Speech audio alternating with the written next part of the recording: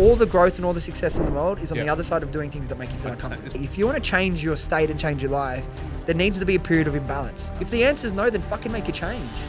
It sounds savage, right? But like, make a change. No one's going to hand it to you. How does someone go from working a 9 to 5 with just $1,000 in the bank to building one of Australia's fastest growing e-commerce brands? In this episode, we sit down with Dylan Mullan, co-founder of Happy Skin Co, to talk business, growth, mindset shifts, and the lessons he learned scaling to 8 figures. For a lot of people who don't know you, Dills, what's your story? Like, what got you to where you are today? You kind of internalize all that shit and you realize I'm responsible for my own happiness, so I'm gonna go after creating that. I've always been a chameleon. Like I can hang, I can hang out with the Asians, I can hang out with the Fobs, I can hang out with the Lebos. You're obviously very successful. We'll talk about his businesses, we'll talk about his ventures, but what got you to who you are today? And my superpower is if I really want something, like I really.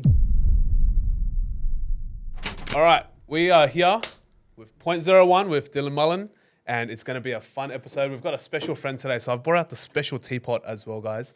This is our dragon clay teapot. And as always, with every episode, we want to have some tea with our guests. So today we are having, and this is from Japan actually, organic sencha asa tea.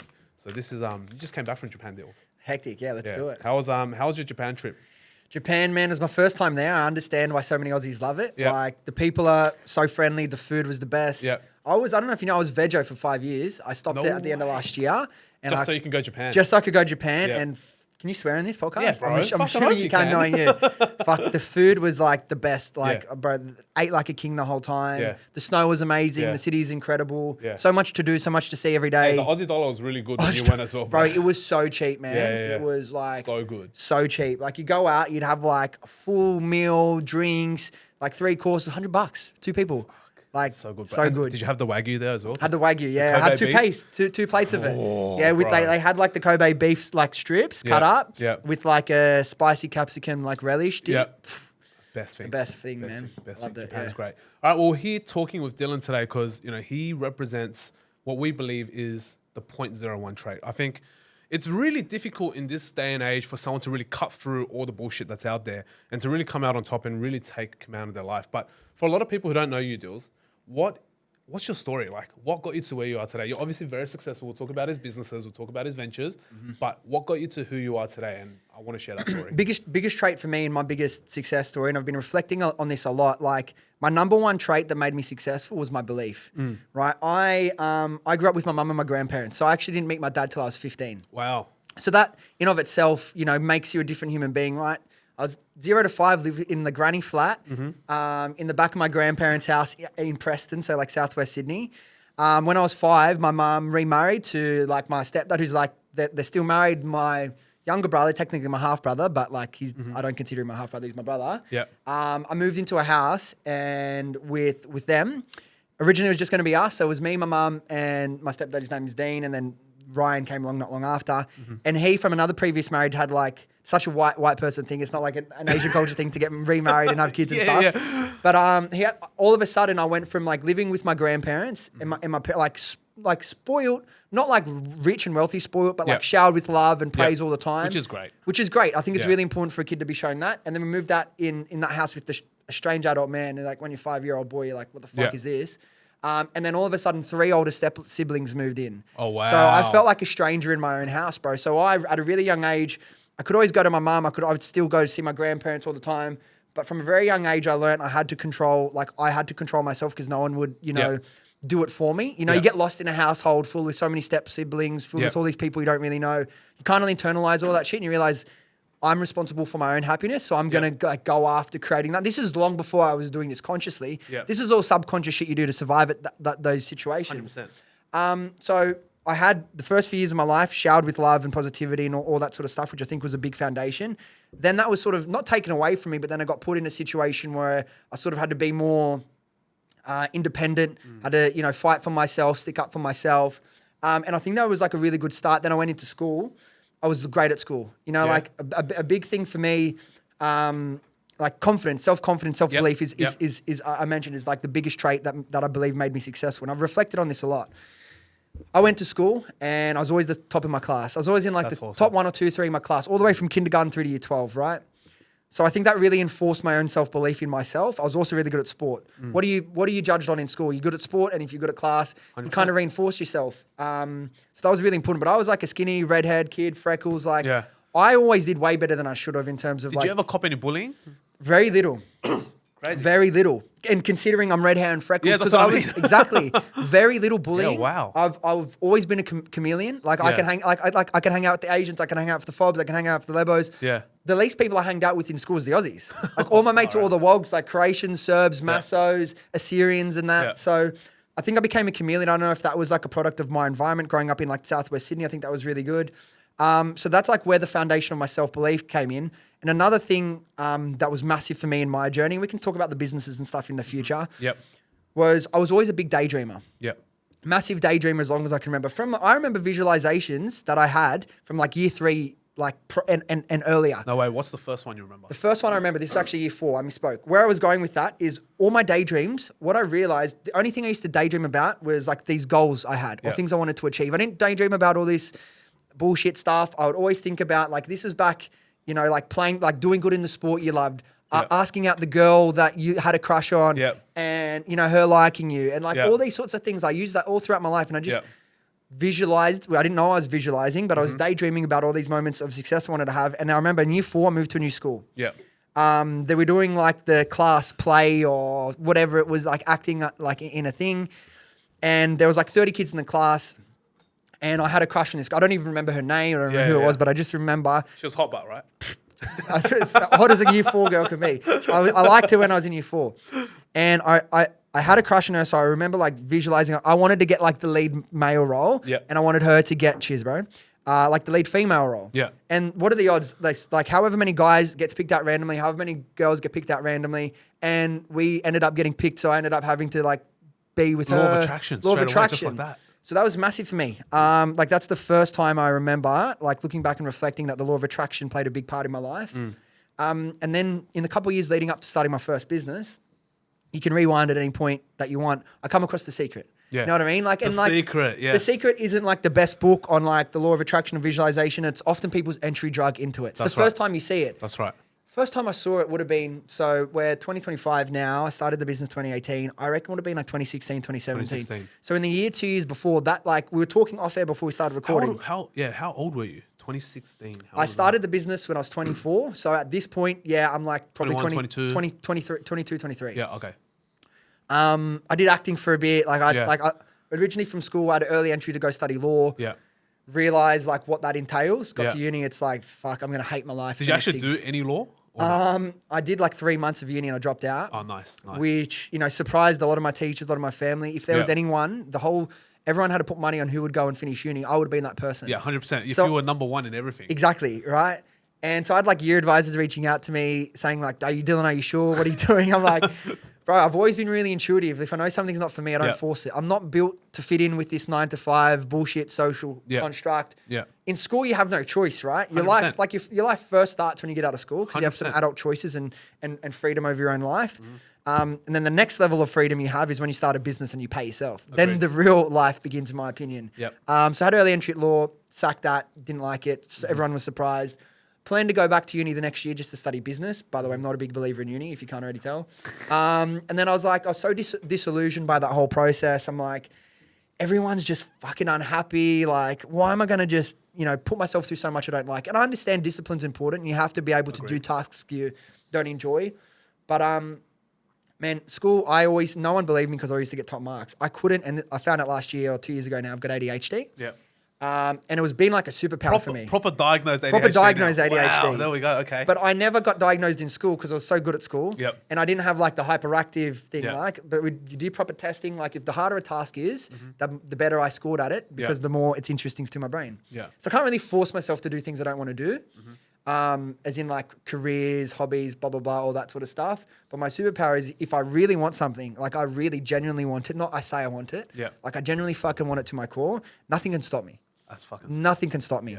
And did acting for a bit because I'm like, dude, I don't care about going to get a job that the teachers think is good, that your parents think good, that society, you know, says that's like a good job to do. I'm like, what's going to be a fun goal to chase? Never did drama in school apart from that year 4 experience I mentioned. So I wasn't like a drama kid or anything.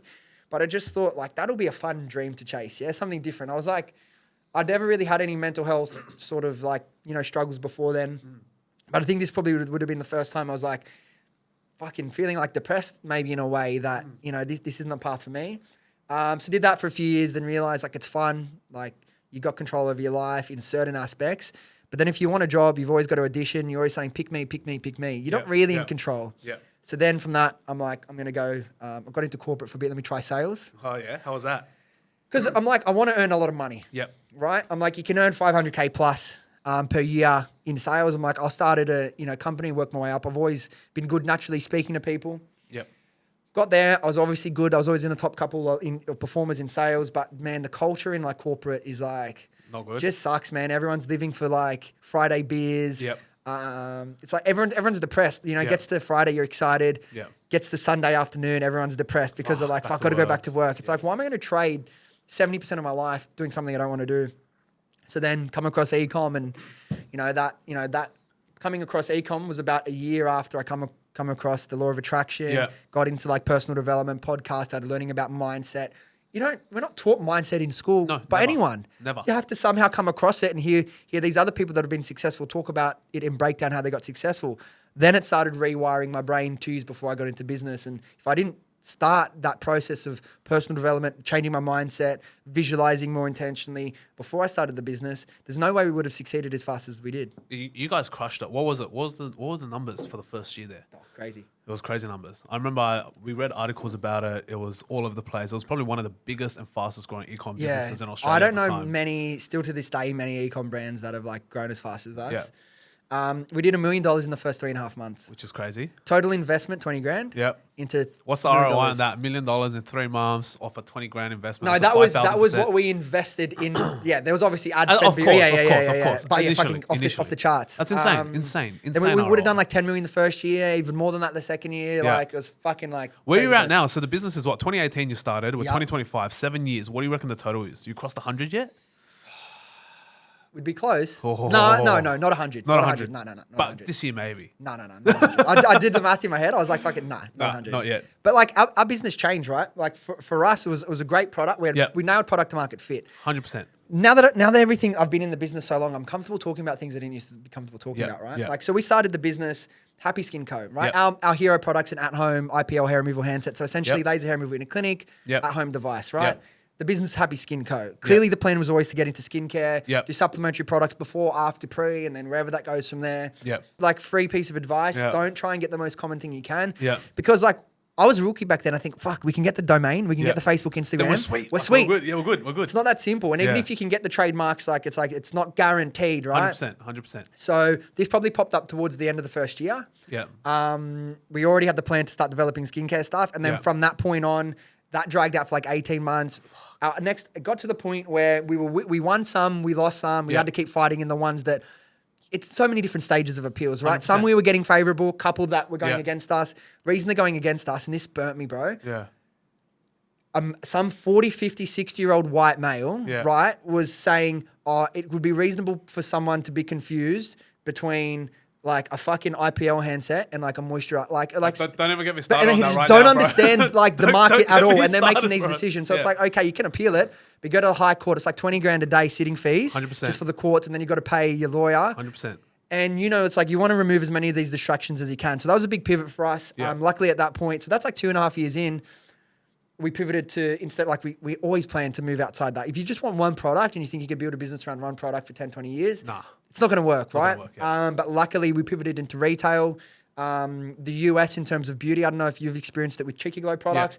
In hair removal, Yeah. they're like 4 or 5 years behind Australia. Like, Yeah. you go into any Westfield, there's Yep. a laser hair removal on it, 100%. nearly every corner. Yep. It's Very getting different in there. the US. They're getting there, but they still have a lot of beauty salons with like waxing and that sort of stuff. It's Yep. it's not like common practice to do laser hair removal over there. It's starting to get there, but yeah. So it's like there's our big opportunity for growth, and what it has been is like in the US and like retail. Yeah, crazy. So yeah, that really like fucked us over with our plans of where we wanted to go. If we could have done that, repeat purchases, we would have hit 100 mil by now for sure. 100%. Yeah, 100%. So that would have been one of your probably biggest roadblocks at the very beginning of your business journey. And Yeah. no one teaches us this shit. No one teaches you. So you're not going to know. You're just going to hit the problem and it's like, well, fuck. Another roadblock that we've had to consistently in different markets go through. Australia was the first one because we're from here. Is like having like a TGA, FDA listed product when it's a new category. Yeah. And they realize, holy shit, no one's registered. And they're like, you get stop sale letters. Yeah. And you're like, I'm not stopping selling. Yeah. And then they're like, they kind of negotiate with you and you have to provide all this stuff. Yeah. But we've had some battles, man. Yeah. That's what people don't realize from the outside looking in. If like, obviously we nailed product to market fit, I wouldn't change it. Yeah. But I wouldn't recommend first business going into like a TGA, FDA regulated space. It's a lot of different headaches to take you away. How much money do you reckon you would have spent on like TGA, FDA stuff? TGA, FDA stuff was actually not too bad. Yeah. Sub 30 grand. Oh, really? Yeah. For all the products? For all the products. Which is how many SKUs right now? Probably we got 4 different IPLs, and those are the only ones that we need to do. Yeah. Like, that's live to date. Yep. We sell 3 currently. Yeah. But we were lucky. I meant like everything that we could already provide them, they had to verify and check, and it was sweet. If it 100%. wasn't, you're looking at 6 figures. Fuck. Yeah. Yeah. And like some markets will classify you as like a class 3 thing, which is like, dude, all it fucking does like is dangerous or like, whatever, and right? it's like, dude, so Yeah. there's been some lessons around that.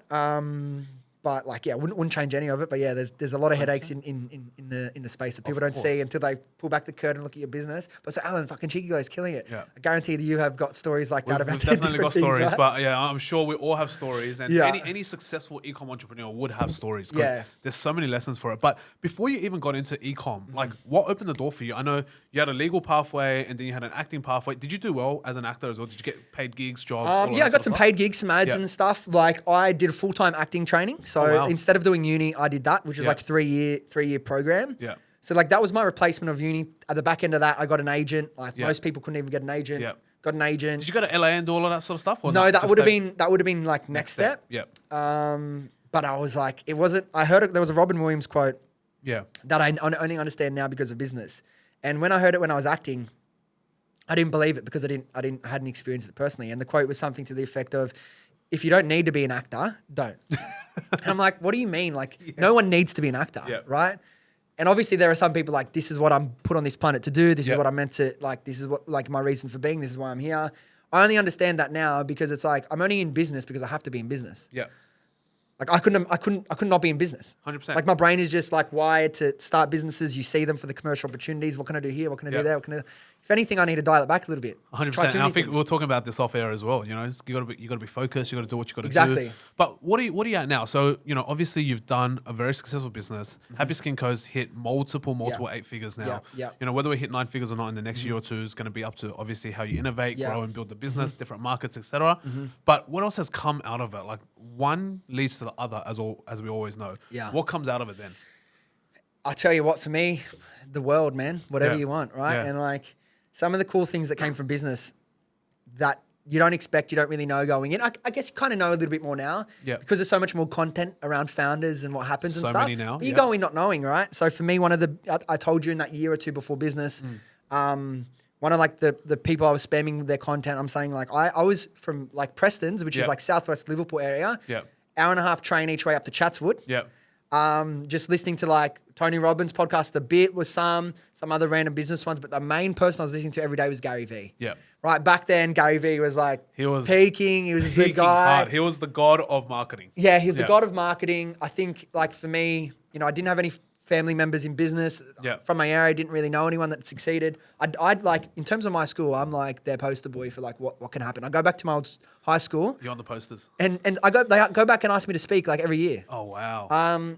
So yeah, like it's no one really from my school had gone and actually done anything like that. They don't teach you that in school. So what's come from that? So yeah, this is crazy. Like my life's completely changed. I was this kid from Southwest Sydney living home with my parents when I started the business. Yeah. So we launched the business in April 2018. Yeah. A big part of my growth is, well, I'm not really much of an event person anymore. Yeah. First start of business, everyone's keen for those events. I think it's good. The networking events, right? Not really networking events. Like, you go to like at a success resource thing, I'll have yeah. Gary Vee on yeah. and then I'll have like 4 or 5 speakers beforehand. Yep. It's good. It's more like you don't really take away and retain too much of the information. It's more rewiring your mindset, And putting also the yourselves in those in the being around the environment, right people. being around those people. You network there. You meet people. Sure, you might write fucking 4 or 5 pages of notes. Yeah.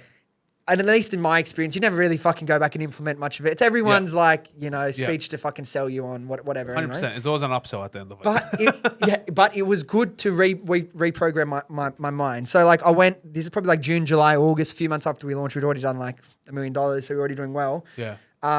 Went until Gary V, had like the VIP meet and greet tickets. So like did the photo with him and all that jazz. Yeah. Got an email from someone at Success Resources. Hey, Dylan, do you want to do a dinner with Gary V? It's 10 grand. Yeah. I'm like, I don't really care about just meeting. I'm like, it's not worth 10 grand to me. Yeah. I don't care.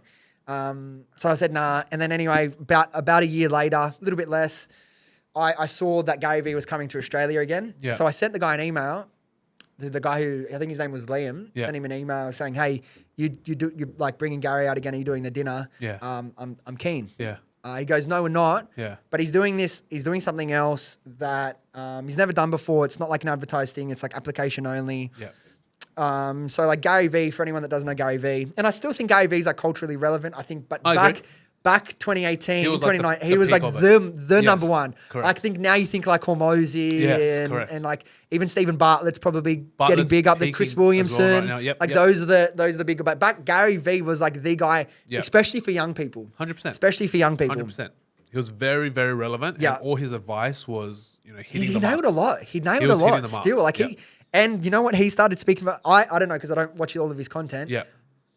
After we had that podcast, we were talking about live stream selling. Like a month or two later, He I started Gary talking V about it. live Yeah, and you stream tagged selling. me in the video, and you're like, "Look, Gary's talking about what you're Yeah, talking but you about." were on that first. Yeah, that's You were on right. that So he's first. copying me. Gary's copying me. So Gary was the man back then. Just like for the context, if anyone's a little bit younger and new into business and the personal development space, and like so he's doing this thing. It's like going to be like very small groups. You're going to get the opportunity because Gary only does big keynotes. Yeah. He has like Vayner mentors or Vayner fucking whatever. You go to his thing. Vayner. And you do like a workshop in his office for a day. He maybe is there for an hour and then his team like teaches you their strategies. Yeah. That was all he done in terms of small group mentoring. Yeah. But what he was doing, he had the opportunity to do like, I think it was 3 days with Gary in Sydney. Yep. And I mean like 8 a.m. to 10 p.m. He's there the whole time. Yeah. 3 days in London. So it was like, and like a few months later, 3 days in London. And then a few months later, 4 days in New York at his office in New York City. That's a total of like 2 weeks almost. Almost 2 weeks, like 10 days with him, Yeah. like 8 a.m. to like, sometimes you go out to dinner to 11, 12 o'clock at That's night. crazy. Yep. So this is like my biggest mentor at the time. So it was like really good just to spend time. And you know what, Gary's like very, very chill, unstructured. Like, there's certain topics, but it's just, let's just do a He's Q&A probably like chat. that ADHD lifestyle as well. Yeah, he's like, let's just fucking any questions, let's just chat. Yeah. Like they'd be playing like, guys, don't worry about that to his team. We're just gonna chat. Yeah. Because he loves freeballing. Like he's so good at all That's that what he stuff. does. Yeah, it's what he does. Yeah. So that like changed my life being around him for so long. Something hit me. I've talked about this in podcasts before. It was one of the last nights. We're in his office, level whatever, like literally in the middle of New York City, Hudson Yards, looking around at New York City skyline. Yeah. And I realized in the space of a year and a half, I had no business. Yeah. I was 10 grand in my bank account. Yeah. Living at home with my parents in Preston's. Yep. 2 year and a half later, went from Western Sydney to New York City. Yeah. I'm drinking wine with Gary V, level whatever up in the clouds. Fuck. Millions of dollars in my bank account compared to thousands. Yeah. And that's when I realized, like, bro, the only limitation on your goals, on your dreams is all in your mind. Yep. Like, I did that in the space of a year and a half. The reason it happened so quickly, and like by that time, we'd probably already done like definitely already done over $10 million by the time I'm spending time with Gary V. Like, who does that? Like, you don't think, I never would have thought that would have been possible. Like, our whole goal, we launched April 2018. We quit our jobs two weeks after we launched. I wanted to quit my job by the end of that year. Yeah. Like, if you get clear on what you want and like you can really feel it and visualize it and like act and behave like you already have it, Yep. bro, you fucking, like, you'd be surprised how quickly Yeah. it can come into existence. So yeah, traveled the world, spent time with Gary V, Tom Bilyeu, Jesse Itzler, wow. some other like people I All really the love. names, yeah, all the all the big names, names, spent time yeah. with a lot of them. Like even Michael Lane, just to see, Yeah. he was the MD Success of Resources. Success Resources. Correct. Now he's the CEO of Michael Forbes Lane, Australia. that's Met some other incredible people. Like Yep. I was the youngest by far Yep. because you had to have like a business at a certain level. Yeah. First step was like a written application to them. Yep. If you tick their And boxes. you would have been what, 25, 26? I would have been 25. Fuck. Yeah, I would have been 25. 25, bro. And I was the only one from ecom there. Yeah, 25-year-old millionaire. Look at that. Yeah. With what, 18 months of hard work. Yeah, dude, That's like insane. genuinely. So first written application, you pass that, then you do a phone call application with Yeah. them. If it passes that, they pass it on to Gary V's team. Yeah. They review it. If you pass that stage, there's like 4 stages or Yeah. whatever. You do a call with Gary Vee. Bro, it's like a job interview. It's like a job interview because it's like but to be in a mentorship group. because he doesn't do he wanted to like commit to doing it properly to Yeah, see if he 100%. enjoys it. He enjoyed it and he Yeah. was like, I'm gonna do more of this. I don't know if he has. He's Yeah, just yeah, so yeah, busy. yeah. Like the ROI in his time isn't yeah, worth it. 100%. But he enjoyed the experience. So Yeah. I think we were the only group to ever get to do this That's with so him. crazy, bro. The last step of the application is like got to do a call with Gary. Yeah. So I'm sitting in the office. It would have been like I'm pretty sure it was like 10 a.m. in the morning. Yeah. And I get a phone call. And I look at my phone. It's like a New York number. Yeah. Oh, I here we answer go. the call. He's like, "Yo, what up, Dylan? It's Gary Vee." And I'm just like, Holy shit. Gary Vee's calling my fucking phone. Yeah, bro. Like how? How is this happening? Right? That's insane. And it's not like I'm some big Gary Vee stan, right? I still respect him, still think he's a legend, but it's like, how the fuck this guy used to watch on YouTube, Yeah. like his podcast, he's calling me. Yeah. And then he talked, he heard how old I was, heard what my business was. He's like, oh, bro, you got to be part of it. Like Yeah. straight away, like Yeah. first like 3 minutes of the call. Yeah. And so we didn't even really need to chat that long. He's like, nah, dude, like I want you to be part of it because he must have, no one else was anything like my niche, Yeah, my age. yeah. So it's like, sweet. I'm like, yeah, man, like I'll see you then. I'll let you go. He's like, yes, appreciate that. And then saw him a couple months later in Sydney and Insane. yeah, man. You would have been what? Batch one of like, or not, maybe not batch one, but maybe like batch two of like the e-com entrepreneurs Batch in two. Australia. Batch Probably. two. Batch one was the days when people were getting like 20, 30 ROAS on Facebook ads. You know, I'd say batch 3. Yeah. There was batch 1, which was like pre any cool e-com brands that we really it's know just and think all of. like random Facebook ads, all of that sort of fucking stuff. Google AdWords, Yep, all yep, that yep, stuff, yep. like digital marketing more than like social media Yeah, marketing, like I would call it. funnels, all the funnels, all Yeah, that sort of I'd say stuff. that's All the like- like scam looking ads, those ones. Yeah. The old school ones. Like Yeah. those like batch 1. I guess from like where people follow along, like batch 2, I would say like High Smile, Frank Body, Yep, yep. some of those like OG ones that like built brands Which are now really $100 million plus $100 million brands. companies. Yeah. And then we were like batch 2, like us, Yeah. Elias Skin. Yeah. Who else was it? How long were you guys? A couple of years after us? We or? started in 2020. So Yeah. we're a So couple you're the years. COVID generation. Yeah, we're the COVID You're gen. the COVID We're the generation. COVID gen. We're the Yeah. COVID gen. So I think COVID gen, there was a big blowout in Yeah. terms of like e-commerce brands, but you were the generation just before that. You guys Yeah. are still getting heavy ROASs. Yeah. It was great. We didn't get like We- the 15, 16. Yeah, no, like the, the no one 15 to before 16s us, like the but- previous gen. We were the like 3 to 5 ROAS Yeah, gen where yeah. tracking's gone, no more cookies. Yeah, I know. And we just copped that. Bro, what killed Facebook ads? And it's still our main channel, but I'm 100%, it's saying still everyone's main channel. Of course. To the most part. what killed Facebook ads is like they wanted to try and make it easier for everyone. So they made it all algorithm based or Yeah. AI based. Before, this is how we scaled so fast. Obviously, we scaled influencers crazily. Yeah. We had a mad product to market fit. We Yeah. ran all direct response sales. Like, there's no point Yeah. building brand if you're not selling product 100%. when you've got a once-off purchase product. Let's just get awareness. Yeah, like, fuck, what are you doing, man? Bro, like, what a waste of money. I know. What a fucking Well, waste of if money. people are seeing my ads to buy them, they're gonna get awareness doing 100%. that. But though we used to wake up in the morning, we'd Yeah. have a look at our ad account. There'd be like one single ad within an ad set Yeah. that has like a 17 ROAS Yeah. off like a $300 spend, right? Yeah. So we're like, all right, on this one ad that's killing it, let's put budget up to 10 grand Yeah. and watch it. Just fucking So pump it it. starts spending, pumping. Yeah, You look yeah. at it, okay, it's dropped from 17 to 11 to 12 to 8 to Yeah. 4 to like to 3. And it's like, but at the end of the day, you've spent like, we were spending 10, 15 grand sometimes on, Yeah. on Yeah. ads because we were able to like scale the ads really quickly. Now it's like, Yeah. oh, You gotta wait some time, 20% every day. I'm like, bro, that's no fun. Like, Let it learn. there was No. none of that back then. Yeah, So yeah, I feel like that was the biggest thing. And then, like all the tracking, like Yeah. lost all like tracking. all of that. The That was Cambridge so crazy. Analytica ruined it for everyone. Yep. They had even more targeting than we had before we started as well. Yep. But yeah, like those, it was good to Crazy. it's all changed. But we Crazy. didn't have also like you look on the flip side, we didn't have organic content that That's you true. could post and Which is get very sales for different free. now, which is which is completely great for different now. startups Yep, because yep. you could have a good product Yep. and you spend all your money on that, and all you have is really your time and your skills. Yep. You're good at creating content. I've mentored brands and Yep. I've had brands on the podcast that have scaled to 6 figures per month off 95% organic Bro, content. look at our friend Yui, right? Yui, yeah, well, they're another one of them. Fucking insane. Nearly bro. all Like, off organic content. The first insane. like year of their we business. were the same. Yeah. Organic I content know. was what got us to our first 100K in like first month. Yeah, right? yeah. And that's what it was. It was all organic. That's all it was. So did you guys launch like TikTok was your main channel when you So launched? TikTok was our main channel. The reason why was because at that time CC came back from China, and I was like really fascinated with Douyin. Yeah. So Douyin is Chinese TikTok or the parent company, right? ByteDance. Yeah. And so I was fascinated by that concept, and I was like, okay, TikTok's very new at that stage. It had just launched in Australia, maybe about like three to 6 months. And I had a video on my TikTok go to 3.5 million views. Cheeky Glow or you? No, this is just personal. Ah. It was literally a video of one of my travels to China. Yeah. I filmed something in China, which is really fascinating. I'll see if I can find the video to pop in the Yes. podcast. But we got 3.5 million views on that video, and I was like, holy fuck. Yeah. Like, bro, there's no other chance for me to get this amount of views. And I was like, we have to make videos on TikTok. And our first video on TikTok flopped. Yep. Second video on TikTok hit 30,000 views. We sold 120 units, and then bang, that was it. That was it. That was off we went. And that was off to the races, which was fascinating. Did you guys have much of the influencer phase? We actually didn't really use too many influencers until probably about half a year later to a year later, because we actually entered the market. It was great because it was just before the influencers nowadays, they charge an arm and a leg for everything, right? And all the UGC creators want like fucking $500 for a video. And it was really, we were lucky to get in before then. Yeah. But we tried, we tested, and influencers just weren't returning. But what was What was your AOV back then though? It's lower than it is now, right? Yeah, our AOV back then was probably like $40 because we had like 2 products, Yeah. right?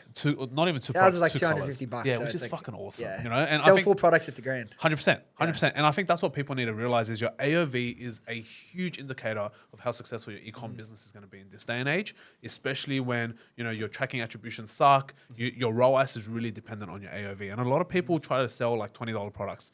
You're probably not going to be able to have a very strong ad campaign behind Well, let's think about this. If you have a $20 product, your only hope is organic. 100%, Right? And TikTok 100%. Shop. Because if you're going to 100%. spend anywhere between, even let's say like $15 to $35 CPM, Yep. and you've got a $20 AOV, well, let's do the math. You're fucked. You're It just fucked. doesn't Yeah, work, it bro. doesn't work. Doesn't work. So like the minimum you have to aim for is at least, you know, $80, right? Well, 80's getting even harder, I think, these Yeah, days. I think so too. $100, like 80, no, $100 is 80 great. 80 is good because then I think, but also it's like a sliding scale. The higher your product value is, the less organic content will work, 100%. but the better paid ads will be for you because you've got the 100%. margin to let it learn, to spend it, and you And can to have sell a that shit, $100 CPA if you want because you're selling it for $250. Correct. So there's pros and cons to each. Yes, there's pros and cons always. And we could dive deep about the tactic side Mm-hmm. of business all we want, but I want to talk more about the psychology side. So Yeah. like you got into business, 18 months later, you guys cleaned up over $10 million, which Yeah. is insane. Like for the amount of people out there, so many people have issues with money, right? The psychology of money. They think, oh, money's so hard. All these rich people got given it, or they're drug dealers in Australia. Poor Yeah. poppy syndrome is fucking absolutely insane. Yeah. But you are living proof that in 18 months, you made over 10 mil, which is more than most people would make in 2 or 3 lifetimes if you actually think about it. And you were 25 at the time. Most people will look at that and go, nah, bullshit. He's one of these scammers, one of these good fake gurus online. But you did it. Yeah. So what was that like? You know, the first time you saw $1 million in your bank account, what was that like? What went through your head? It's completely normal. How I always envisioned it. Yeah. It felt like everything I'd believed and seen in my head my whole life. Yeah. I was like, holy shit, I did it. Yeah. Like, but I always knew it would happen. Yeah. Even me, I spoke earlier in the podcast about how much belief I had. Yeah. Even me, though, you have that little bit of doubt, right? Like, but who are you for your dreams to come true? 100%. Like, you see people whose dreams come true, like they've won some imaginary lottery that you weren't invited to enter. Like, they've just been picked out of a hat. Yeah. No. Right? So, you know, it felt like I was where I should be. And I might seem arrogant, it might seem cocky to some people.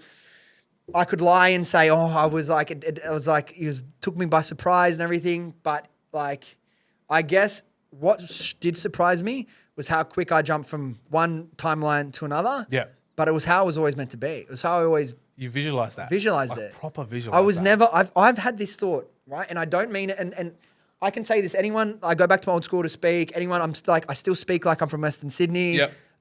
Anyone, like I still drive, like I don't drive a fucking Lambo. I drive like Yep. a normal Audi. Like it's a nice Audi, but it's like nothing crazy. Yep. I haven't let money change me, right? Yep. I haven't, like I'm still the same guy.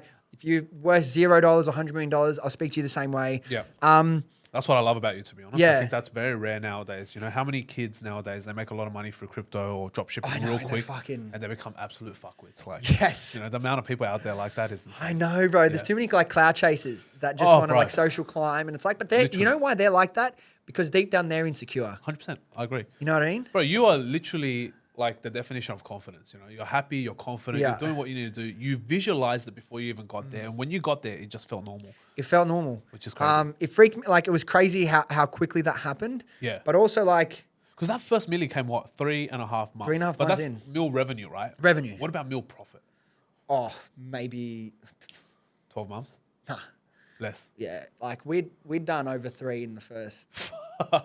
Yeah. Fucking hell. Yeah. So things just flew. For like maybe not the first like the first proper full year. Yeah, Yeah. we did over that. That's insane. Yeah. So it's been really good. But like to me, I've always felt from a young kid, I don't know why. Like I don't know Yeah. if you believe in destiny or Yeah. fate or whatever. Yeah. I've always, for some reason, I don't know if it's my genetics, my DNA, just whatever, I always felt like I was meant to do something special. Yeah. I always felt that. I don't know why. I had no reason to believe it. I'm this skinny, redhead, freckles like kid. Yeah. Not from a family that has any money. No one ever pushed you. No one ever pushed me. That's the Wow, thing. okay. Like my mum is like an absolute angel. She's the biggest sweetheart. Will do anything for her family. Very caring, very loving. Yeah. She worries for her kids, but doesn't have an ambitious bone in her body. Yeah. I can sure say that. She plays it safe, wants Yeah. comfort, security. I'm the complete opposite. Even my cousin, who's like our CFO, Yeah. he's like, Oh, your cousin's your CFO. yeah, Oh, he's that's not great. full time. You don't need a Yeah, full time yeah, CFO, yeah, but he yeah. contracts out to another company. He earns really, really good money, but Yeah. he's smarter than me. But Yeah. it's like he's like play it safe. Yeah. I'm like just I'm gonna aim for the stars. I'm just gonna aim for what's gonna be fun, and I'll figure out where I end up landing. Yeah. So yeah, like not like that at all. But I just for some reason always felt like I was gonna do something special. Yeah. And you know, this is like my launch pad to that. I don't think I've done the special thing I'm meant to do yet. Yeah. Wow, So you we'll see what think- happens. You think you haven't even reached the starting line yet? Nah, I've earned I've just, you know, I think from the position you and I are in now, Yeah. gives us the opportunity to get in rooms that other people can't get in, I to agree. launch businesses that other people can't launch. Yeah. Not only that, we've been working for ourselves for, you know, best part of a decade now. Yeah. The way your mind thinks and operates and you see opportunities is completely different. Completely different. So while yes, it's good to have to have some like assets, property, it's good to have some money in the bank. It's Yeah. good to have like all that stuff. The most valuable thing is like your experience, your mindset, and the way that you look and see the world. No one can duplicate that. No So, one can take that away. Yeah, from I you. don't think like making like some money in ecom, you know, is that special thing I was meant to do. Yeah. But it's now put me in a position to do this, to do the really special thing. That's awesome. And I think know that's what I mean? really cool. But you know, you've always had these things where you visualized that. Was there any moment where you had like some horror fear that you were kind of thinking about? Because people are always like gripped by their fear, right? How many people do we know that they just don't start because they're just scared of something, right? Whether they're scared of like the commitment, they're scared of starting, they're scared of judgment, which is a huge one we all know. Yeah. What was it for you? Was there anything that you were afraid of going into it? Going into the business. Yeah, going into the business, being a part of the business, having the business grow and scale at a rapid speed. Was there anything that kind of like played on any sort of, whether it's insecurities or fears or any sort of like judgment or whatever it is? Nah. Never. Full confidence. Like I have normal business stresses that everyone else does. Of course, we have taxes. Like we have fucking tax. Like, you know, when you get a letter from the TGA or the FDA, Yeah. that's not fun. When you get a Yeah. letter from someone else's lawyer, that's not fun. Yeah, Like, yeah. I have like, you know, some sleepless nights where your mind's racing about all the things you got to do. Of Yeah. course, you have like concerns and worries and stresses. That's part of the game. Yeah. If you think you're going to be in business and it's going to be easy and you're going to coast, bro, It ain't for you, bro. it ain't for you. Well, that's what I didn't realize. That was actually, it wasn't like a fear I had, but it was a big realization I had like literally year one. Yeah, That holy shit, like business is all about problem solving. agreed. Like even the successful businesses, it's all about problem solving. And that was a bit of a reality shock. I'm like, fuck, like, all right, I guess that's part of the game. Like, didn't necessarily love solving problems because you like working on the new launch, the exciting thing, Yeah. this, that. But That's the ADHD energy. It's the in us, bro. ADHD That's all energy, it is. right? But you Yeah. have to, if you're the top of the business, you're the owner, you're the CEO, you're the director, whatever Yep. it is. Yep. You got responsibilities. It isn't always doing the fun stuff. Like, yes, my ADHD brain always wants to put me in positions to do it. Yeah. But yeah, it was more that realization. Then it's like, you know, one thing I would say to that is like, if like you got one of those letters and like you just don't have a good feeling about the result that's going to come back, Yeah. and you just let your mind think about the negative. Yeah. I feel like the more you think about the negative, the more that you attract it. Yeah, I agree.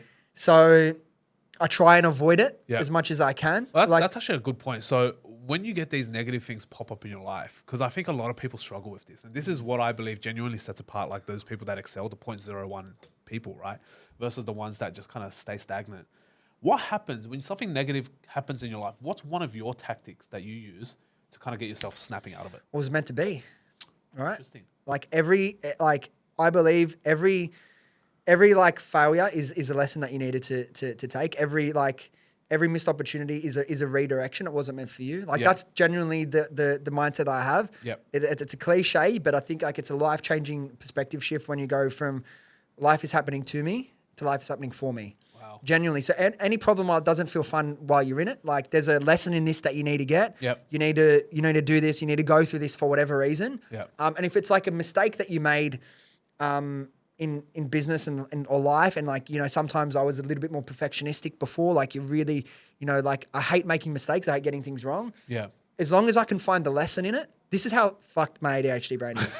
If you can find the lesson in it, Yeah. I'm sweet with it, Yeah, right? yeah, yeah. And those big things, I'm just a big believer in. If it didn't happen, it wasn't meant to be. Yeah. Life is happening for me, not to me. Yeah. But if I would do something like, if I did something stupid, like, this isn't something I do, I'm not a gambler, Yeah. but this is just like an example. If I did something like, off a whim, I was out with some mates Yeah. and I put like $500 bet on Yeah. and I lost, right? Not that $500, then this is the reason why, like, not that $500 changes my life in any way. Yeah. But that's just an example of like a stupid little mistake where it's like, what was the lesson in it? Yeah. There's no lesson in it. Yeah. There's not like some mistakes, there's no lesson, you just Yeah. did something you shouldn't have done. Yeah. What the only, like, to make myself feel better, okay, I try and look for the lesson. I'd say 80-90% of the time there is a lesson is a in lesson, that. yep. And you're like, sweet, I won't do that again. That's the lesson. I'll take the information forward. Yep. If there's not, what I'll do to make myself feel better, I say, okay, I made a mistake. I can't really find a lesson in it. So what I'm going to do, I'm going to make myself do something really good, really productive that I wasn't going to do. Yeah, so right. I'll do an extra work set on something that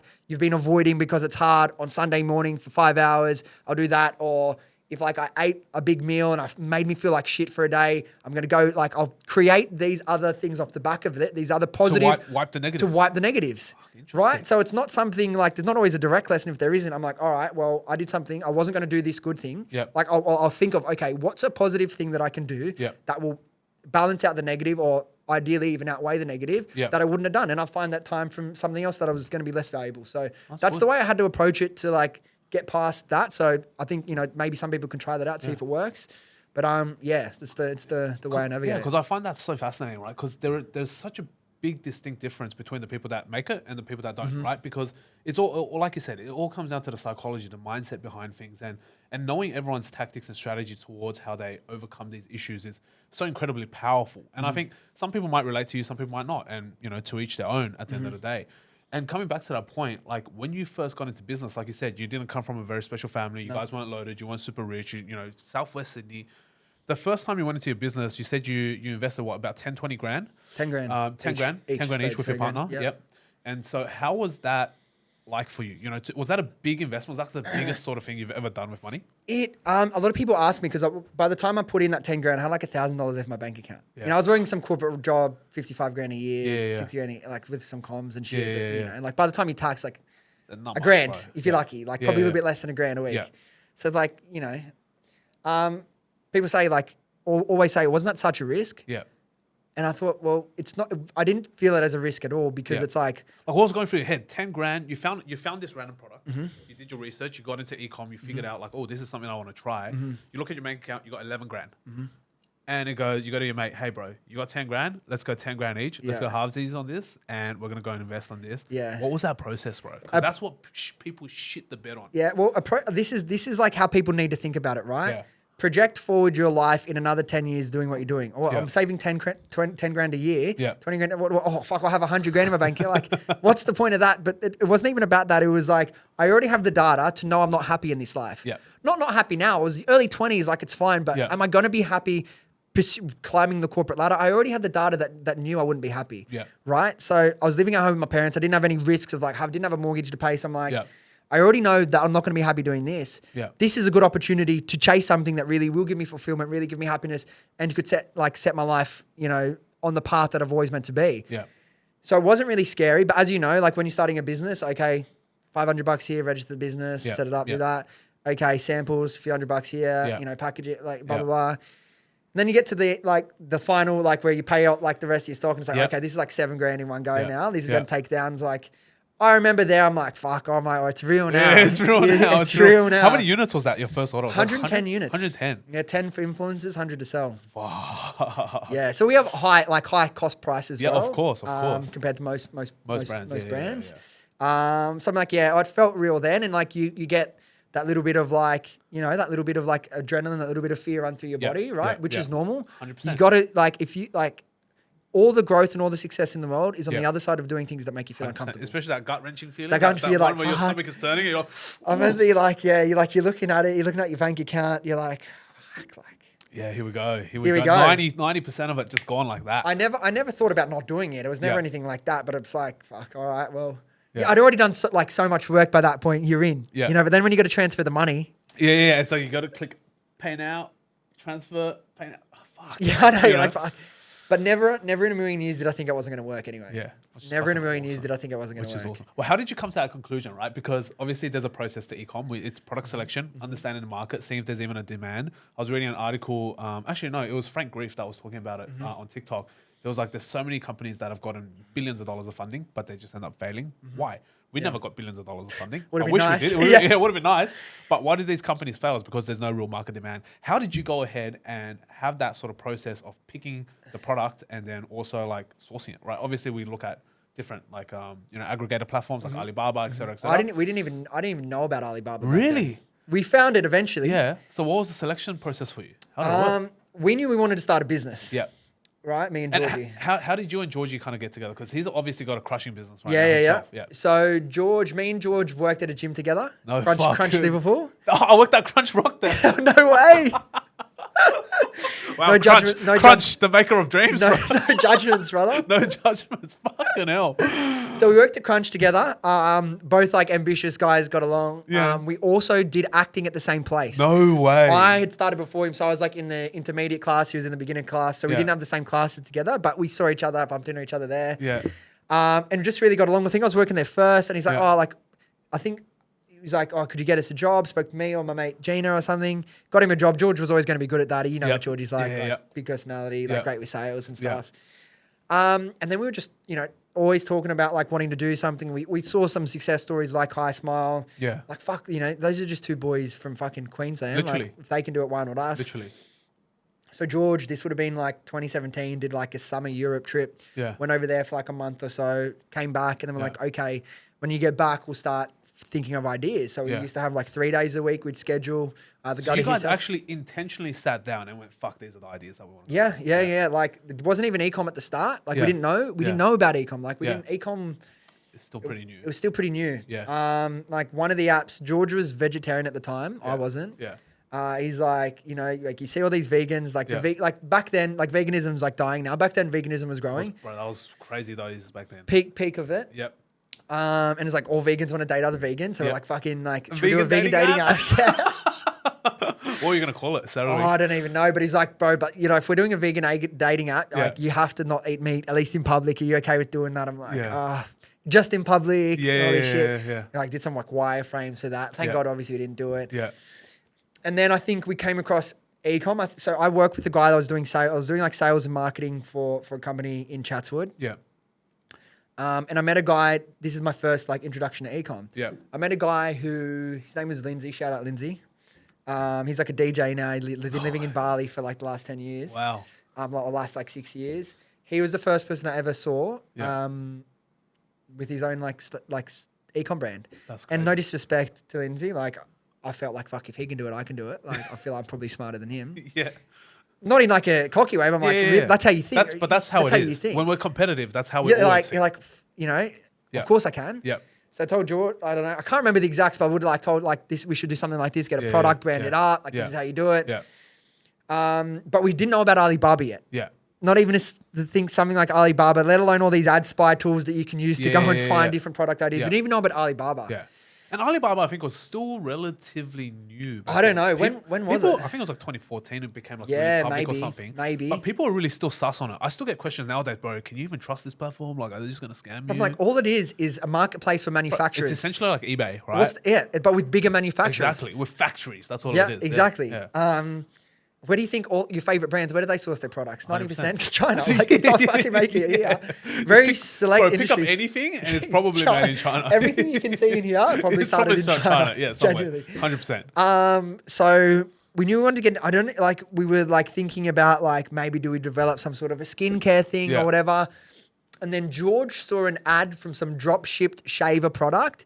It was some little complete drop shipped like battery. Not Manscaped, right? Not bro. Bro, those before guys. Manscaped. Manscaped is insane. There's like this little white one with like a little blue light so you could see the hairs. yeah, like yeah, you yeah. would have seen it over Yeah, your yeah, times. I remember. I know exactly what you're talking It about. was still kicking around Yeah. like 3 years ago. So Yeah. it was out there for a while. And he sent that to me. He just like forwarded me the link. Yeah. And I said, bro, is that a laser hair remover thing? Yeah. And we looked into it. He's like, no, it's not. I'm like, well, what a fucking idea that would be. Like, Yeah. because we culturally all around us, we working in the gym in Liverpool. Yeah. everyone's doing laser hair removal, Bro, all right? the lebos with their bare chests. Yeah, boys, girls, whatever. We Yeah. interviewed probably, I reckon, at least 100 women. Wow. Friends, family, people Bro, on the street. How good is that? You're in the right place at the right, Right time place where at you the can right actually time. speak to people and get market At least research. 100, right? Yeah. Even on the street, stopping people in Westfield. Hey, bit random. Can we ask you a few questions? Do you Yeah. do laser hair removal? Yeah. If like, do you still do it? If Yeah. not, why didn't you do it? Yeah. Why'd you stop? Yeah. It's too expensive. Couldn't be bothered with the thing. It's painful. Like just getting Yeah. some data. Yeah.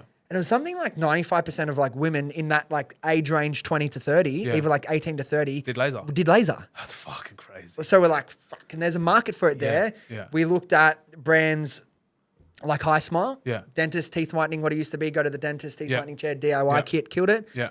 Bondi Sands, fake tan. Used Yep. to remember those like girls get their Tanning friends booths. Yeah, they spray spray painting each down. other. Yep, Yeah, yep, yep. like your brother downstairs. Yep, like, spraying things. That's Yeah. it. Just making it, painting everyone. Yeah, so that's how it used to be. Someone Yeah. created a at-home DIY tube, fucking went off. Yeah. So the DIY beauty model Yeah. we knew Yeah. was massive. Yeah. And we knew laser hair removal was massive. Yeah.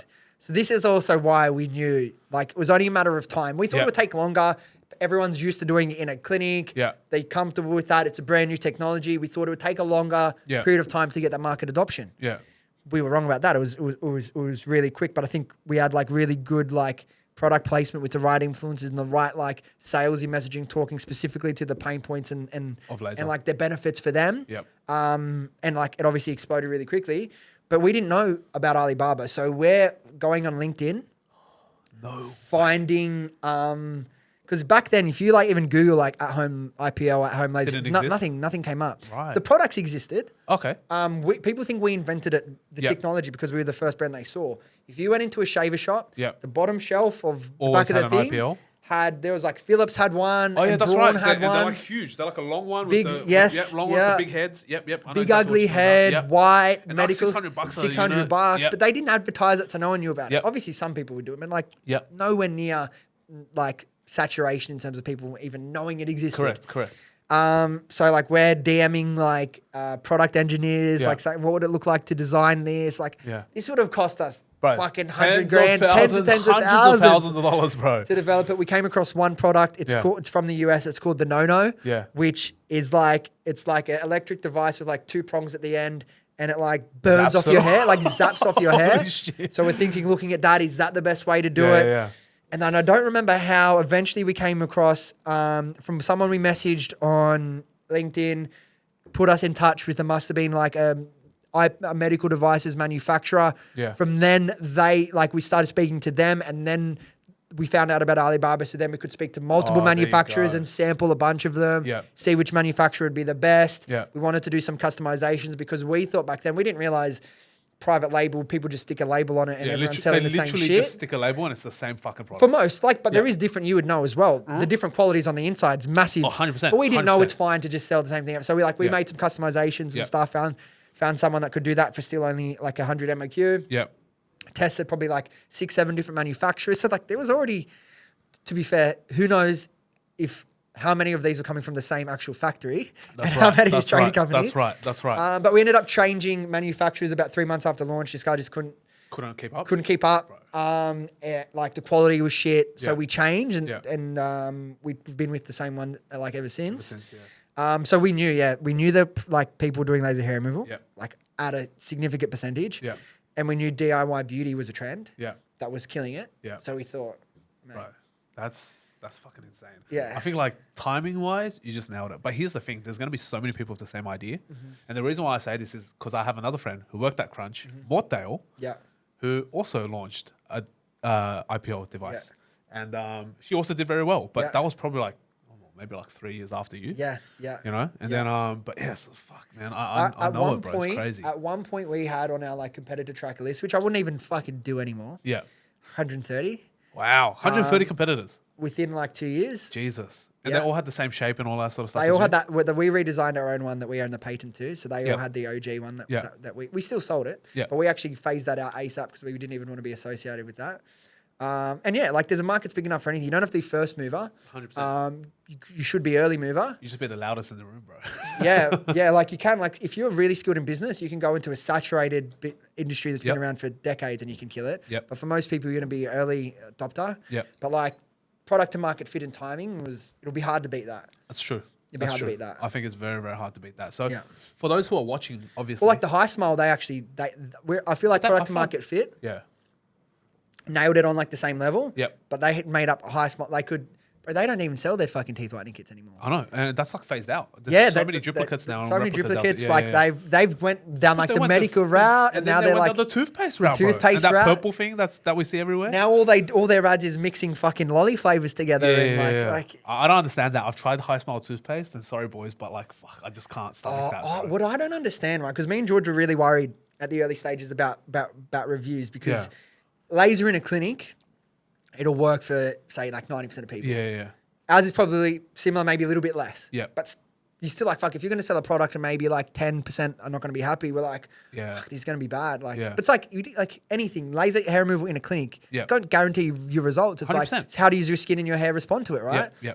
And we were like worried about like, fuck, how's it going to happen? Like, it was fine. But like the comments you see on, like, I love them. No disrespect at all. They fucking crushed it. The OGs, they inspired me. But like, you look at some of like, the comments and the reviews on like that purple stuff. And they're getting fucking slaughtered by hundreds of people.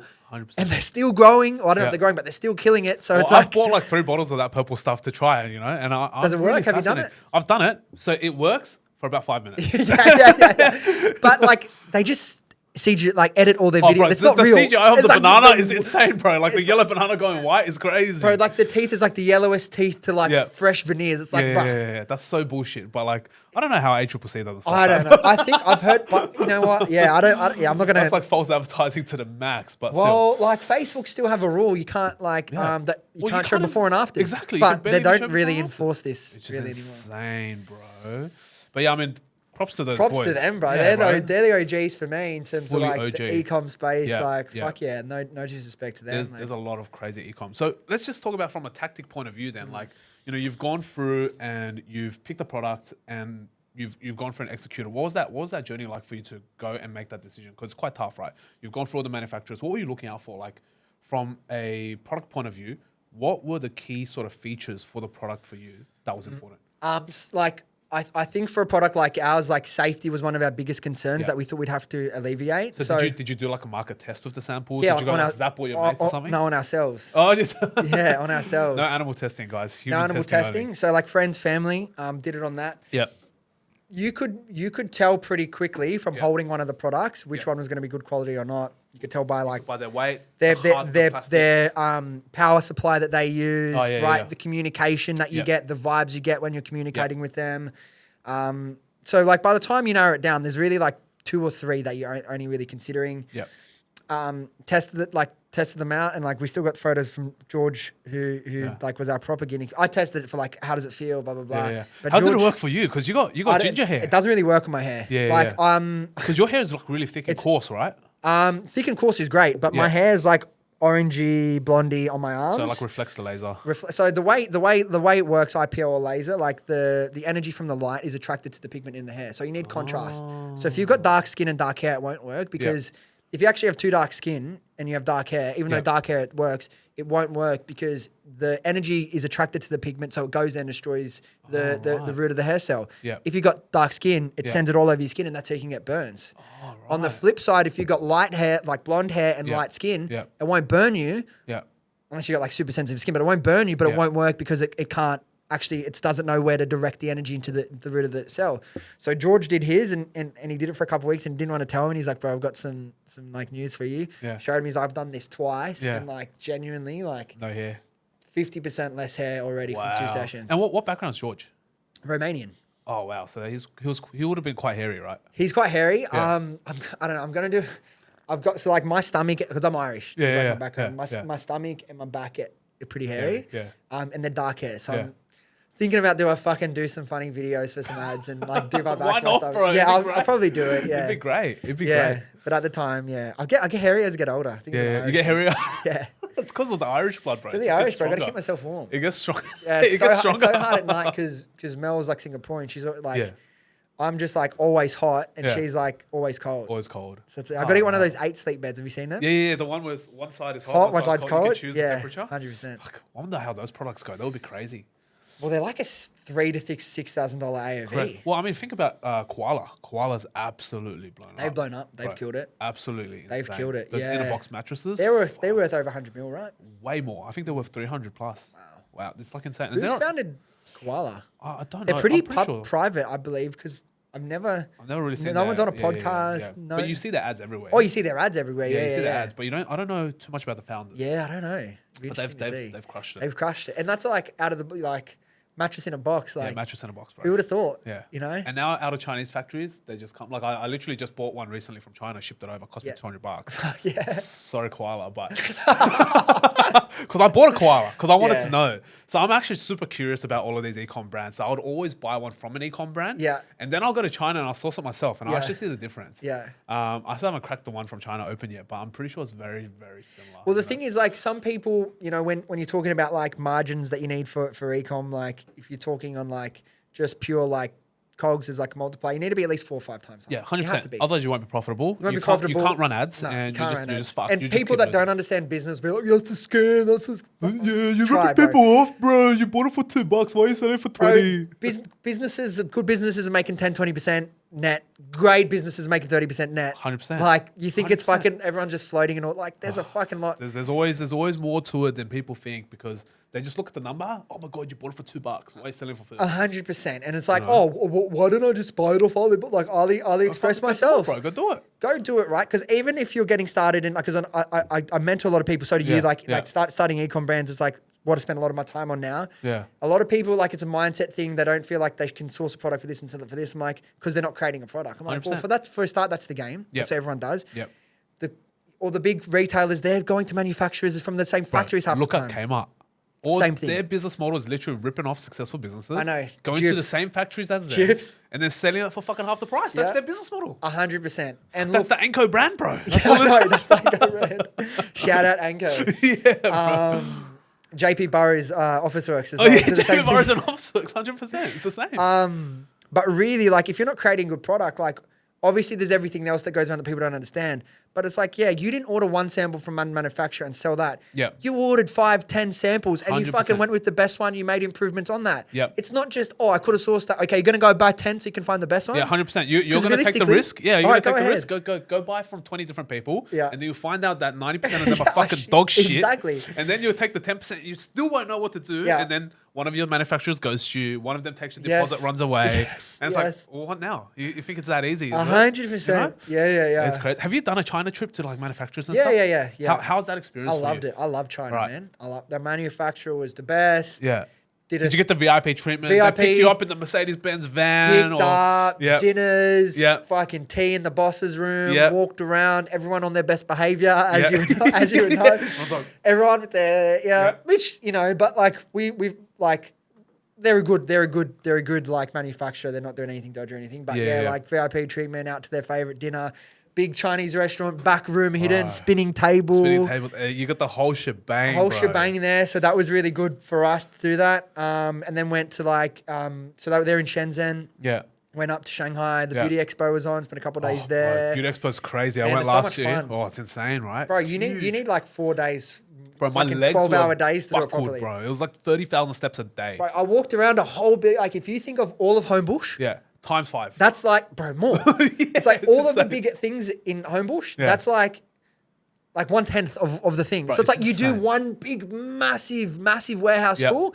There's like 10 others. Yeah, exactly. And it's like, I've been walking around this for like half a day. Exactly, and they all sell very similar stuff as well. And then now you got to negotiate with them. It's Like, like, it's like, what do I the do? fuck? Yeah, it's who do I hectic. go with? Dude, what's better? Like Beauty Expo, Canton Fair. Like, what are your main things that you would go over for? If you're looking I for think Beauty Expo- packaging or Yep. new products, Yep. where do you go? I think Canton Fair has. I actually haven't personally been to Canton Fair, but I have my sourcing agents and stuff like Yeah, that yeah, go yeah. for me. Yeah. And even my cousin is actually one of the organizers for like Beauty Expo Oh, really? in Shanghai. Yeah, sick. Like Beauty Expo and smaller expos, he does a lot of Yeah. expo management. That's Yeah. I didn't know that was his job. Yeah. He was like, if you ever need hookups, I'll do Yeah. this for you or whatever. But we went Man, Beauty you know the Expo, it's sourcing guy, the crazy. creator on Instagram. Yeah, yeah. You could be doing that as Oh, well. bro, sourcing You'd is kill insane. You'd Sourcing kill it is- with yeah, your yeah. like Bro. obviously speaking the language, your connections over there. Speaking Chinese, speaking English. Knowing the business model as well. Yes, Like, you'd fucking kill it doing that. 100%. And my cousin as well is in the industry. So Yeah. he literally gives them boosts and stuff like Yeah, that. yeah. But yeah, I think Beauty Expo, Canton Fair, definitely worth it. Yeah. But like what a lot of people online say, if you're going to go Canton Fair and you're just a newbie, I would say go to look at the products, but you're probably not going to source. Don't negotiate. Yeah, because you don't have any power. You Yeah. don't have any. Like when I went to Beauty Expo, they're like, "What country are you from?" I was like, "Australia." They're like,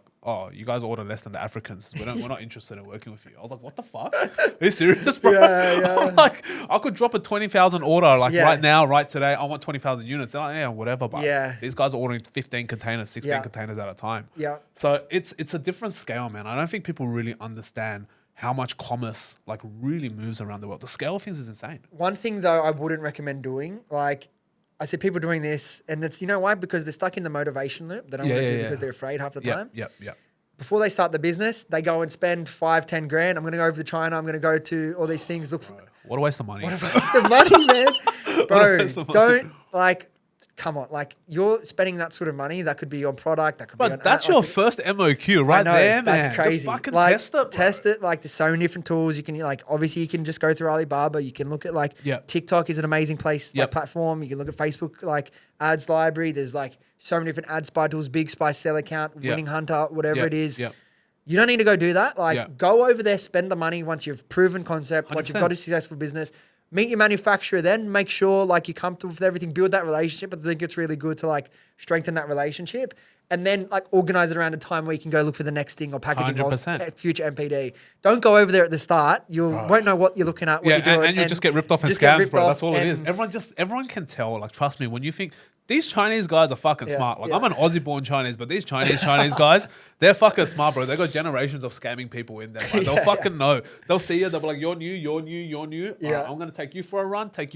Yeah. and they'll just rip you. Yeah. So yeah, it's pretty spicy. When you out there. speak Mandarin, can they tell you got an Aussie accent? They Because can. you got a very Aussie They accent. can. They Yeah, can. yeah. When I speak Mandarin, it's like, they look at me and they go, "Yeah, this guy ain't local," but we respect that he can speak Mandarin. yeah. Because they like that I can speak fluent English Yes, as well. yes. So they respect that I grew up overseas and I still can speak. My Mandarin's pretty decent. Yes. So they still respect Can you that at type? least. Can you type as It's well? very difficult. Difficult, I right? type in Pinyin, which is like Yep. the English romanized version of Chinese. Yes. But then you have to recognize the letter. And the thing is, in Chinese, if you don't know, you don't know. Like, Yes. that's literally how it goes. So, bro, Google Translate. I have two phones. One phone for Google Translate and one phone for English. That's how it works, man. That's how I shop. That's how I do all of my stuff. Yeah. Nah, you got to get over there at some point. I actually had a lot of fun. Like Shenzhen was a mad But city. Shenzhen is one of the most insane It cities pumps, in China. bro. And like you Yeah. think, like the way that they present China to someone that doesn't know, you think it's just big buildings, brown everywhere. Like, bro, you're walking through the cities. Yes, there's Bro, like it's all built, but there's green Have you- everywhere. bro, there's more trees in China than in Sydney, bro. I 100%. swear to God, there is. I had a hectic time in China. Bro, it was the most insane. And you look around at night, all the buildings, all the LEDs switch on. Yes, And yeah. all the signage comes up. It is the Yeah. most craziest thing. I had heaps of fun. Yeah. I had heaps of fun. And it's visa free now, like for, Oh, for really? like 3 months or Yeah, something. nice. Yeah. Yeah, So you don't we even did need like visa. a week or so. You Yeah, don't need to. bro, trust me, if you go to China and you actually do a proper trip with your missus, Yeah. you are going to love it. It Yeah. is the most insane country because every city is absolutely different. Yeah. Every city has its specialty. You know, Yeah, absolutely. well, I just did too, like Yeah, I Shenzhen know. and Shanghai. I actually preferred Shenzhen over Shanghai, actually. Oh, really? Well, we stayed at Disneyland Resort. Oh, Disney okay, well, Resort, fair so enough. I No, didn't really that's see right. the That's right. city. Then you'll love it. Like, that was hectic. Yeah. No, I preferred Shenzhen. Yeah. The city, it pumped, man. Had a mad, like, nightlife as well. Like, Yeah, you go down, I Shenzhen's, don't know. Shenzhen's like the tech city. Yeah, of it was China. cool. And then you're walking around at night and it's like, it's hot as fuck in the day, but it cools down a bit at night. And it's just like nice, warm and humid. And you're walking Yeah. through and they've got all these like water features and stuff. And And there's all these street vendors, water features, Yes. performers. If you go down to like the pedestrian streets, they call them, is where all the shopping is. It's insane. Yeah. China pumps. yeah, no, it's great. That's awesome, bro. And then, so, all right, so during your journey, right, like what are the major sort of challenges that you guys kind of faced? Did you have to sacrifice anything? Because a lot of people are scared of that, bro.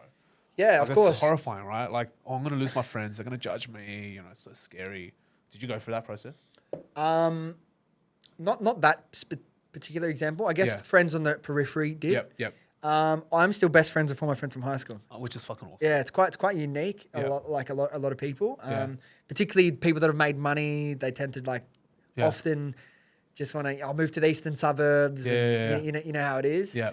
So not with the friend thing. Like I think like the periphery of your circle gets smaller and smaller because you only have time to keep tabs on so many Yep. people.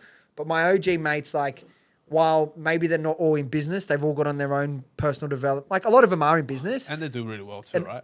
But they've all gone on their own mindset journey, their own Yeah. personal development journey, their like spiritual growth journey. So they're not the same guys that I used to hang out with at high school. If you like, you don't necessarily, I feel like, need to be on exactly the same path as your friends, but as long as you're all growing and you're all striving to be better and improve your life, we're all different, all have different personalities, skill sets, different things we should be doing. Yeah. If I hung out with my mates and all they want to talk about e-com the whole time, I'm like, fuck, I'd spend That's enough also time boring, talking bro. about That's that boring as fuck, already. bro. We talk about that every single day, Yeah, right? yeah, I want to yeah. hear about your boring lifestyle. Yeah, like let's just fucking like kick back, have fun. Yeah. So that wasn't, but like I missed out on like, I started the business at 24, my friends were still partying, going to festivals, going away, like all that shit you don't even think about as a sacrifice when you're in it, because you realize like anytime you have to sacrifice a holiday, sacrifice a birthday, sacrifice whatever it may be, and you do that, like give yourself a like little pat on the back, because that's exactly what it takes. Yeah. If you're not like, if you think you can go from where you are today to that dream life doing what you're doing today, it's impossible.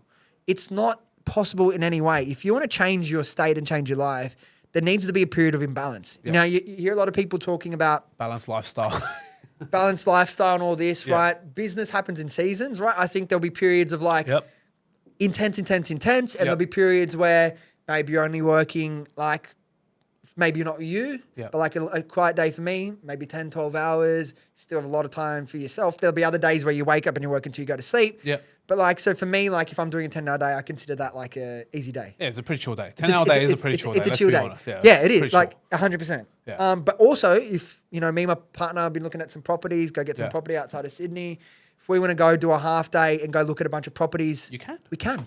And I have the flexibility to do that. But like the sacrifice for me is like, it's at the beginning, it's just the boring shit, man. It's just time. Like you can't cheat. You can't get where you want without putting the work in. I agree. And it's the most easy thing for people to say, right? And there's like strategies and tactics and like a mindset you need to adopt to get there. But if you think you can get to where you want to be without a significant period of imbalance, I'm saying 2 years at least, imbalance, working 14-hour days minimum, working 10-hour days minimum on weekends, you're not going to fucking get there. Now, not that I'm any less ambitious than I've ever been, but, you know, I've got structure set up. I've got my weekends back. I might work for one of the days on the weekend. I'll do as much work, like I'll have a task or a thing I want to do. I'll get that work done. And the rest, I'll fucking have my weekends. But you know what? I've earned that. You've earned that. I've earned that. And you It's deserve a conscious decision. Correct. I could be making more money by working. If I have another goal that comes up in 3 months or another business that I'm working on and it's at a certain phase, if I have to work weekends again, fucking hell yeah. Let's do it. You know what I mean? Right. Whatever. So it's like you need to expect a period of imbalance. You need to do what people around you aren't doing, what the everyday person isn't doing. Because if you're mirroring the people around you and they're just working normal jobs and they're not succeeding, you're going to get the same result.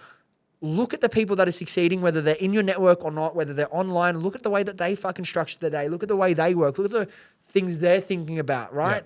And mirror that and you will get there, right? But the other thing is like you can't be afraid to start because that like fear of failure. It's not even fear of failure. It's fear of failure publicly. Right? But it's like you've had many different businesses before the one that like really exploded and took off for you. That's right. Most people's first business isn't the one that sets them up for life. But just know like, okay, are you truly happy in what your life looks like now? Extrapolate that 10, 20 years. Are you going to be happy? Really satisfied? If you were to die in 20 years, like God forbid, and you continue on this path, would you be satisfied with the way you lived your life? If the answer is no, then fucking make a change. It sounds savage, right? But like, make a change. It's facts. It's facts. No one's going to hand it to you. No one's going to hand it to you. Like, there is an element of like right place, right time, but you got to work to put yourself in those positions to capitalize right place, right time. Yeah, sweet. We had good product to market fit, good timing. But I was like obsessively listening to podcasts and researching for 2 years prior to put me in the position to hear about that. Do you know what I mean? Well, you put yourself in the way of success is like, you know, how it Exactly. is. And you make a conscious decision to do that, right? Most people don't. 100%. The podcast side, I understand as well. That's another thing that's come, right? Yeah. So many, right? Like, it's crazy. And now you do so many things as well. So, like, what's a day in the life for you look like now? You know, obviously, beginning stages, you're doing a lot of things operationally by hand yourself. What about now? So I can't really break down an average day because it it's all changes, but different, like right? an average week, I'd say a full day on podcast. So you go a few hours like researching. Then you've got like 2 hours recording. Then I'm always doing all the approvals and final edits on like the thumbnails, Yep. reviewing the description. Like everyone does the work, but That's right. I'm always like, no one until like I have a full-time person like Stephen Bartlett just on thumbnails, just on titles. Yeah. Like you got to back your own ability. Yes, agree. delegate, but at the end of the day, like it's your mind that got you to where you are. Like if you Yep. want to make something good, like go in and do that. So Yep. at least a day a week on the podcast, sometimes two, because we'll do 2 in a week. Yeah. I probably spend over a week, a day's worth of time on Happy Skin Co. Yeah. Mainly on retailer deals, fighting fires and approvals for marketing, different campaigns, different offers, those sorts of things. Yep. And then probably like a good chunk, 2 days of my week, at least 2 days is like on like the mentoring the ecom brand. So that's probably the biggest chunk of my time at the moment. And then the other day is like working on the future, what comes Yeah. next, whether it be new products, new brand working on as well. Hopefully mid-year. Yeah. That I'm Crazy. really excited about in Good. an industry, in a niche that where I actually use the product that I'm actually really passionate about. Okay, so this is a new brand that's coming. New brand, yeah, new brand coming. I'd say some point mid-year, could be June, Yeah, could be yeah. August. You know how these Yeah. things go. Yeah. Something really excited about, doing a little bit differently. I've had the opportunity to start business with so many people. This is Yeah. someone that connected with through the podcast. Yeah. It's a couple different founders in this one, all have different skill sets and Wow. expertise, so it won't just be a solo one. Wow. And I think the space it's in, the team we've built, the connections we have, and all our personal individual strengths, It's going to be another success then. I think it's going to be a big success. Oh, that's crazy, Yeah. bro. You get the tingles, man, when you think about it. Uh-huh. Like I've had other businesses that I've sort of like had thrown in my lap and come in and try to go in, but I'm like never really spent any time in that. yeah. You know what it's like when you make money, everyone wants to fucking go in with you, and you're like, 100%. yeah. Everyone's like, oh, yeah, I've got an idea for you. I want to pitch you this. But I wanna your time is so valuable and Yeah. so limited that you never really followed through and never really spent time and like explored them. But Yeah. this one, like not since Happy Skin Co. Obviously, like the education company I want to build right now, Yeah. it's ecom mentoring, but that's like the start of an education company. That's like another 10-year thing. Yeah. But like this ecom brand specifically, I think I haven't got a feeling like this since Happy Skin Co. Yeah. So I just don't see a world that it doesn't succeed. Wow. Don't See, see why it doesn't that's succeed. powerful. I'm excited for it. I can't wait to see it, and then Yeah. we'll talk about it when it comes Yeah, out. I've learned a lot of lessons that Oh, I didn't bro. that I didn't get the opportunity to do with. Here's a Happy good Skin one. What are you going to do differently with this new one compared to like when you first started Happy Skin Co? Co. So one big thing, Yeah. the name, completely unique. yeah. Done the research this time, all the patent checks, trademark checks. Yeah. So whilst some of the products, yeah. maybe one that we start with, Yeah. we've already mapped out 10, 15 potential products that fit Fuck, under this. Great. While one or some of them are going to be like Happy Skin Co, not a once-off purchase. You know what? It's not even a once-off purchase. Yeah. But consciously, as early as possible, introducing consumable products Yep. around that. Yeah. The first one isn't like as much of a once-off purchase like Yeah. Happy Skin Co. So making sure we have repeat purchases. And so like the value in building your database is so much more when you Lifetime can sell them value all of your these customers lifetime gonna value. just rapidly grow. That's some massive ones. I Yeah. think I'm taking a lot of lessons from what we did do right and Yeah. like capitalize on the opportunity quickly. Yeah. I like business partners, like delegating, systemizing from the start. You bootstrap a business, you don't have any processes or systems, you're all Yeah. flying by Just fucking randomly, shit's yeah. happening, Yeah. right? Like structures and processes from the start. Yeah. Everyone's got a clear defined role. When it gets outsourced to the new person in the team, there's a process for them to do. Yeah. Our testing and learning process, we've got documented now. Yeah. The product selection process that we've used, we've got an exact framework for that. Yeah. Those are some of the bigger changes as well. Yeah. And some of the bigger lessons that I'll take forward Yeah. from Happy Skin Co. So I'm excited to actually like Fuck, that's awesome. put a bro. proper brand out there. That's awesome, man. This is a 9-figure brand incoming. It So could keep be, an eye on it. yeah, That's definitely. crazy. It's the intention. Wow, I love that. I love that. Well, let's wrap it up then. What would be the one tactical thing that you would recommend based off all of that, right? All your lessons that you've learned over the last, potential decade, whether that's even from childhood. What's the one tactical thing? Like, there's going to be someone out there that's listening to this, and they're going to be thinking, well, shit, I hear all this, you're inspirational, you visualize all of this, you created it in your life. What is the one thing I can do right now that can potentially move me that one step forwards?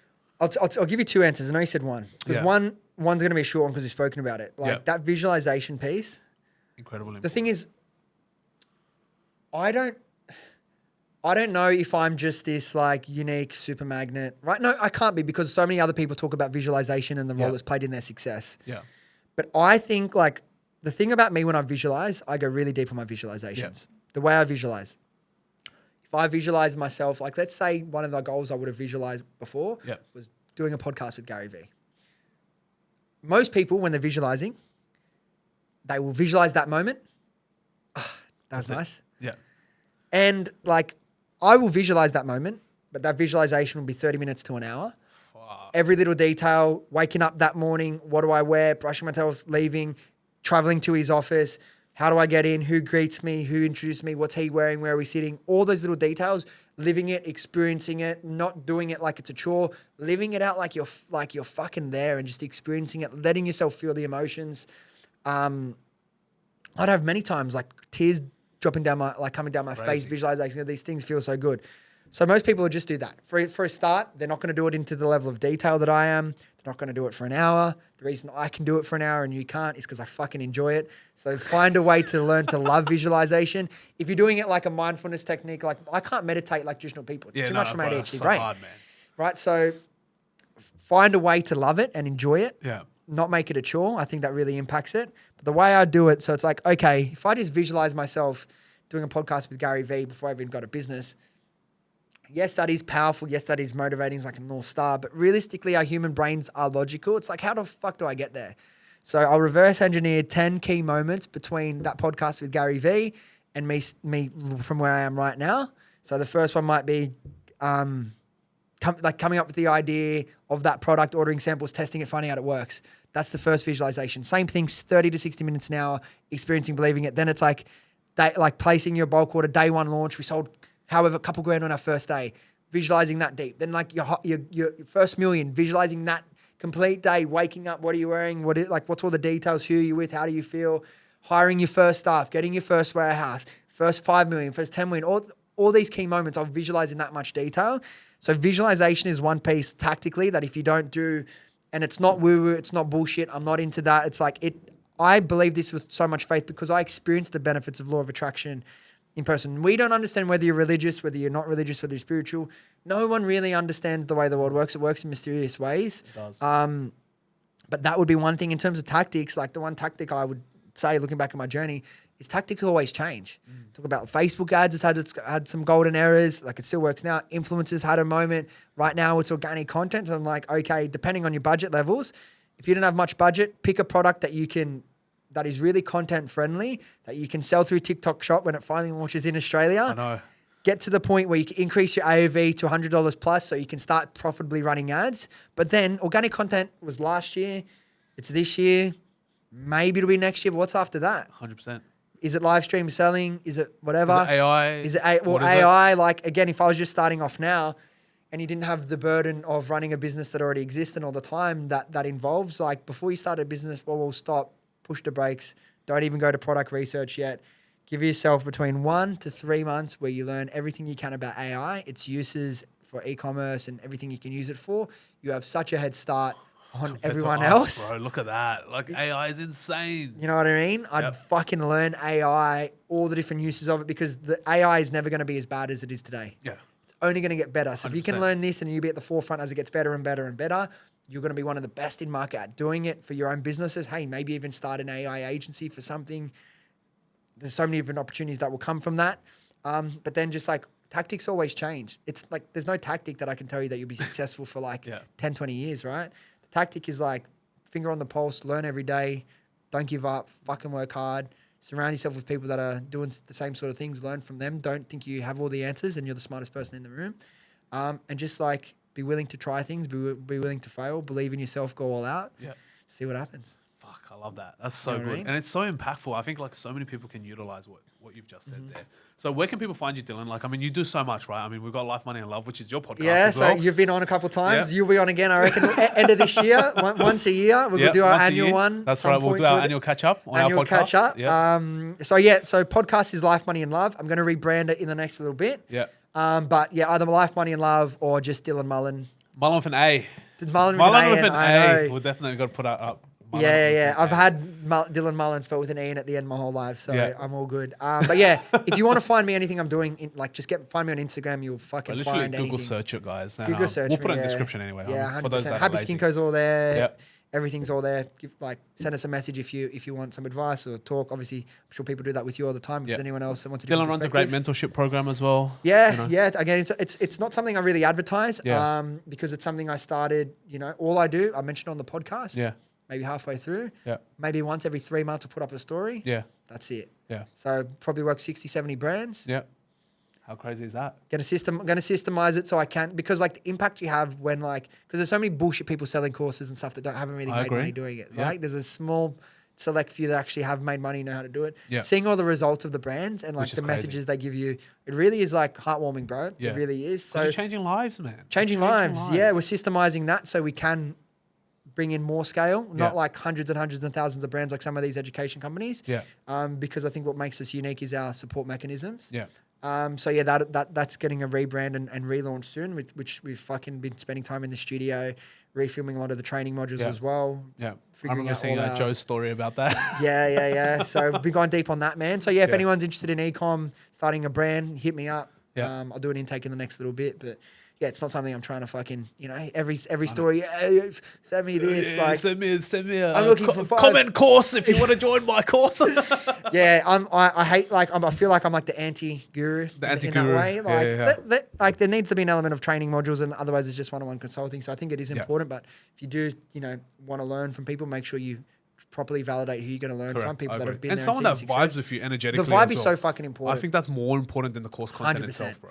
100%. So got a bit on, another brand launching later. But if you enjoyed the podcast, just fucking send me a message on Instagram, follow me there. That's the main place. We're gonna have Dylan on pretty much every year as well. I think that's our agreement. Love it. Every year. 100%, bro. Cheers to you, cheers, bro. Congratulations on the podcast. Thank you. I can tell you're going to follow through a lot more than most people. What's the stat? 90% of podcasts don't make it through episode 10. Literally. Looking at the investment you put in this place. Yeah, fucking big investment. Big investment. You've got a couple sets in here. I'm sure you do a bit of a behind the scenes tour. Yeah. Fucking amazing things to come. Your other studios that you've got built here. Yeah. Exciting things for the future. Times, Alan Foog, Cheeky Guy, and everything else to come. Thank you. Keen to watch the year unfold, bro, and see what happens. Thank you very much. Well, that was episode 2 with our good friend Dylan Mullan. It was brother. good fun. That was a great jam. I hope you have enjoyed that episode of Point 01. Make sure you subscribe to our YouTube channel and follow along on all our socials at Point 01 Podcast to watch all of the shorts again. We release an episode every single week, and we hope you will join us as we continue to explore the minds of those who make up the 0.01%. Until next time, keep hustling. I'm your host, Alan Foog. I'll see you on the next episode.